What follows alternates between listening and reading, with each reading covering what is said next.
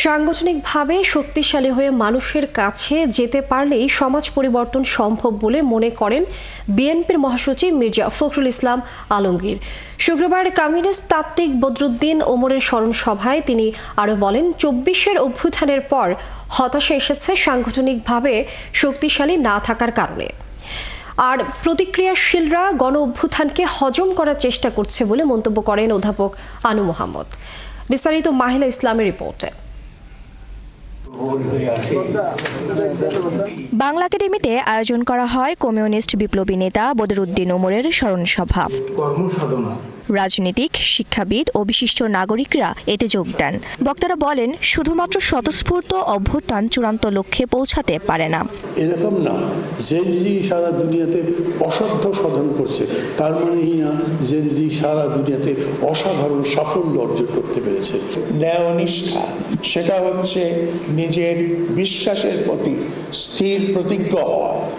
এই সব গুণের জন্য আরেকজন বদরুদ্দীন ওমর আগামী ১ শতাব্দীতে তৈরি হবেন কিনা সে ব্যাপারে আমার সন্দেহ আছে। অধ্যাপক আনু মোহাম্মদ মনে করেন, প্রক্রিয়াশীল গোষ্ঠী অভ্যুত্থানকে হজম করার চেষ্টা করছে। সেই গণ অভ্যুত্থানের শক্তিকে বৈষম্যবাদী রাজনীতি, প্রতিক্রিয়াশীল রাজনীতি পুরো অর্জনকে গায়েব করে ফেলার, হজম করে ফেলার চেষ্টা করছে।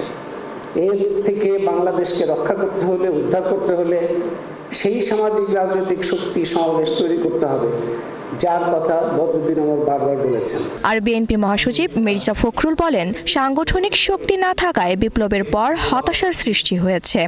একটা কথা এখানে খুব জোরে সরে এসছে বদরুদ্দীন ওমর সাহেবের কথাগুলো থেকেই, সংগঠন সংগঠন সংগঠন।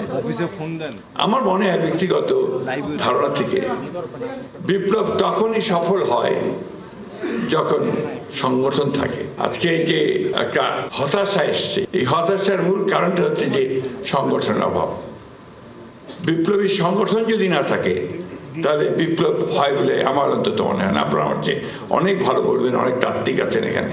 সাধারণ মানুষের অবস্থান পরিবর্তন করতে বিপ্লবী সংগঠনকে আরও শক্তিশালী হওয়ার আহ্বান জানান বিএনপি মহাসচিব। যারা বিপ্লব করতে চান, সমাজ বদলাতে চান, যারা সাধারণ মানুষের অবস্থার পরিবর্তন করতে চান, তাদেরকে অবশ্যই সেই সংগঠনকে শক্তিশালী করতে হবে। মাহিলা ইসলাম, ৭১, ঢাকা।